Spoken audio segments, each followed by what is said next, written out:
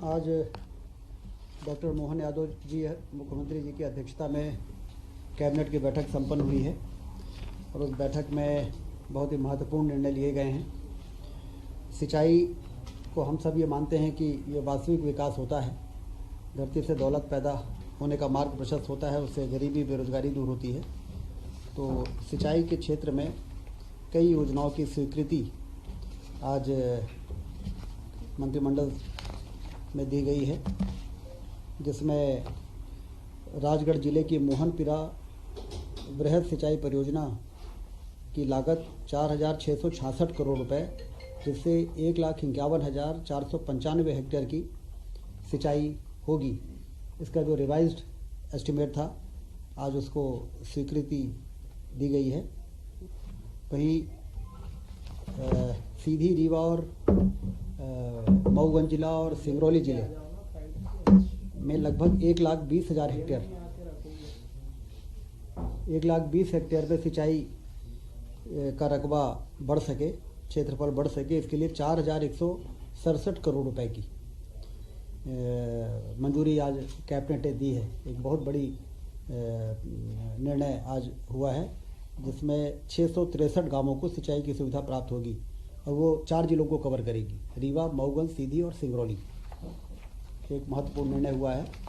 सिवनी और बालाघाट जिले की संजय सरोवर परियोजना के नहरों के विस्तारीकरण, नवीनीकरण, आधुनिकीकरण प्रस्ताव की स्वीकृति हुई है 332 करोड़ रुपए, और इसमें 11,450 हेक्टेयर अतिरिक्त एरिया में सिंचाई का लाभ सिवनी और बालाघाट जिले के किसानों को मिलेगा। बाणसागर बहुउद्देशीय परियोजना जो रीवा और सीधी को कवर करती है, इसमें बहुती नहर को भारत सरकार की modernisation of command area development work, जिसमें 60% केंद्र राशि देता है और 40% राज्य सरकार देता है। इसमें 1,146 करोड़ रुपए की मतलब जो इरिगेशन की मूल योजना थी, उसको परिवर्तित करके माइक्रो इरिगेशन में कन्वर्ट किया गया है। उसमें सिंचाई एक बड़े एरिया में सिंचाई से संभव हो सकेगी।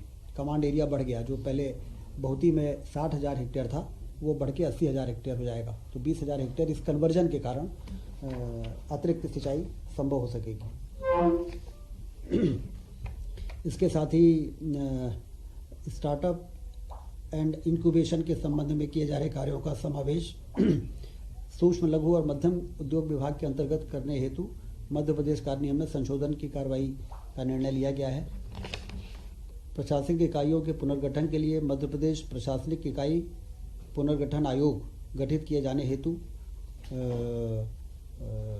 आयोग का गठन होगा। आयोग की टर्म्स ऑफ रेफरेंस, आयोग का स्वरूप, इन सब चीज़ों के लिए आयोग के गठन की स्वीकृति मिली है, जिससे और ज़्यादा बेहतर प्रशासनिक नियंत्रण पूरे प्रदेश में सुनिश्चित हो सकेगा।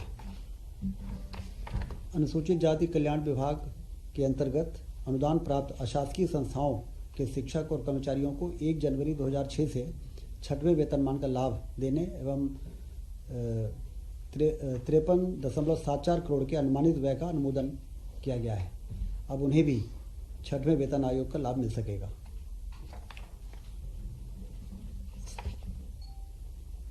स्वास्थ्य विभाग से संबंधित एक महत्वपूर्ण निर्णय हुआ है। National commission for allied and health care profession act, जो भारत सरकार ने 221 में एक नया कानून को इंट्रोड्यूस किया था, जिसमें पैरामेडिकल के संचालन, उनके स्टाफ और सारे बेहतर प्रबंधन के लिए उस एक्ट के प्रावधानों के अंतर्गत अब मध्य प्रदेश में जो MP पैरामेडिकल परिषद होता था, उसकी जगह Madhya Pradesh allied and health care council का गठन का अनुमोदन किया गया है। अब पैरामेडिकल काउंसिल के सारे जो काम है वो इस काउंसिल के माध्यम से किए जाएंगे। इसका भी आज अनुमोदन कैबिनेट में हुआ है।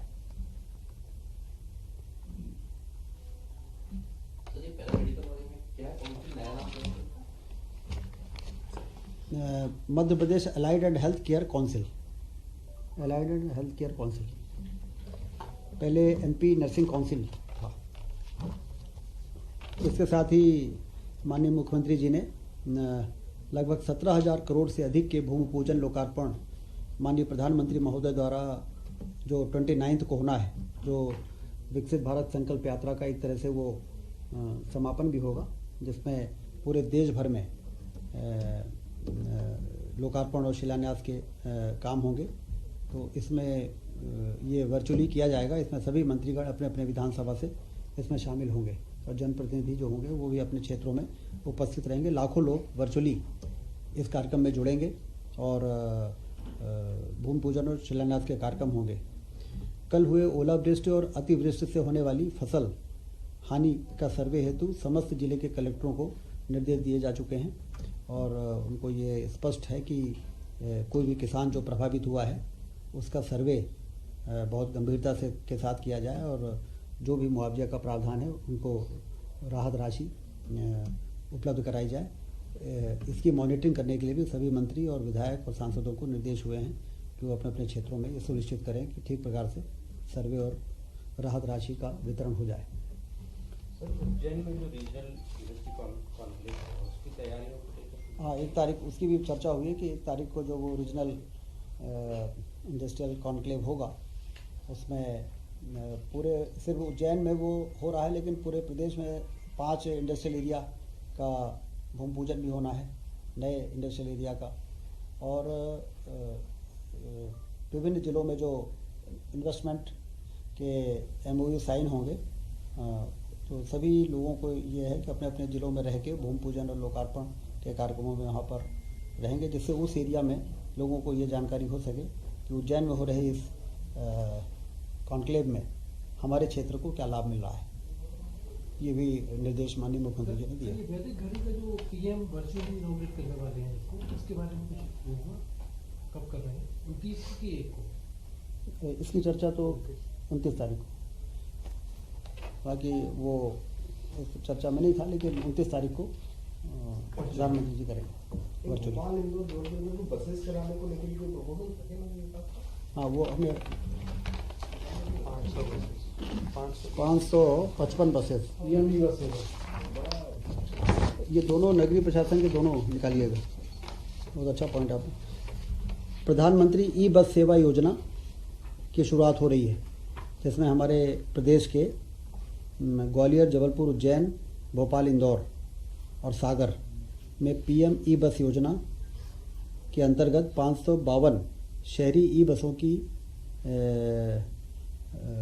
शुरुआत के लिए स्वीकृति दी गई है। इसमें केंद्र सरकार बसों को भी उपलब्ध करा रही है और 12 वर्षों तक उसके संचालन के लिए जो O&M कॉस्ट है वो भी अवेलेबल करा रही है। इससे ई बस को प्रमोशन भी होगा और धीरे धीरे फिर उसका विस्तार किया जाएगा। इन शहरों में बीच में रहेगी सर? ये शहर हैं भोपाल, इंदौर, ग्वालियर, जबलपुर, उज्जैन और सागर। इनको सेलेक्ट किया गया है भारत सरकार ने अभी, और इसमें 555 बसें दी जाएंगी अलग अलग साइज़ों की, जिसमें कुछ बड़ी बसें भी हैं, कुछ मिनी बसें भी हैं। तो जैसे जैसे इन लोगों ने प्रस्ताव भेजे थे वो मंजूरी मिल गई है और 552 बसें मिलेंगी। नगरीय निकायों के विकास कार्यों के लिए मुख्यमंत्री नगरीय क्षेत्र अधोसंरचना निर्माण में 800 करोड़ रुपए जो 24-25 तक के लिए था उसको बढ़ा के अब 3 वर्षों के लिए किया गया है और 800 करोड़ की लागत को बढ़ा के 1100 करोड़ उसकी साइज बढ़ाई गई है, जिससे कि जो भी विकास के कार्य हैं वो उसमें किसी प्रकार की कोई रुकावट ना आए। प्रदेश में सार्वजनिक निजी भागीदारी PPP मोड में निजी ऑपरेटर के सहयोग से राज्य के भीतर वायुसेना संचालन का ये प्रस्ताव पर्यटन विभाग ने प्रस्तुत किया, जिसको कैबिनेट ने मंजूर कर दिया है। इसमें अब पर्यटन को बढ़ाने के लिए डबल इंजन के विमान PPP मोड में उड़ाए जाएंगे 20 सीटर तक के। तो वो 8 सीटर भी हो सकते हैं, 15 सीटर भी हो सकते हैं, 19 सीटर भी हो सकते हैं। इससे पर्यटन को एक बूस्ट मिलेगा। अभी ये रूट अभी तय होंगे, अभी तो इस पर आगे बढ़ने की स्वीकृति दे दी गई है। अब हमारे जो पोटेंशियल एरिया हैं टूरिज़्म के और सारे प्रदेश को कवर करते हुए वो रूट तय होंगे और वो ऑफ़र निकाले जाएंगे। प्राइवेट ऑपरेटर्स उसमें बिड करेंगे और उसके आधार पर उनको सिलेक्शन होगा।